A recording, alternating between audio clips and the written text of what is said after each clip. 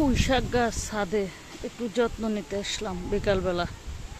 আসসালামু আলাইকুম এভরিওয়ান, কেমন আছেন? শুভ বিকাল। আসলে দেখেন, আমি লাল পুঁইশাক গাছটা খুব পছন্দ। পুঁইশাক অবশ্য দুরকম, একটা হলো আপনার লাল, একটা সাদা। তো আমি লালটাই নিয়েছি। আসলে দেখেন, গাছের গ্রোথটা ভালোই ছিল, কিন্তু ইদানিং এসে গাছটা পাতাগুলি কেমন জানি ছিটা ছিটা হয়ে গেল। কিন্তু কেন এমন হলো সেটা বুঝতে পারলাম না।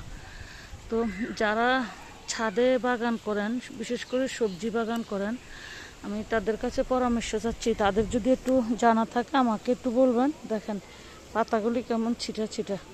গাছটা মোটামুটি ভালোই ছিল, কিন্তু পাতাগুলি বড় হচ্ছে না, পাতাগুলি একটু ছিটা ছিটা পড়ে গেল। কেন এমন হলো আসলে আমি বুঝতে পারতেছি না।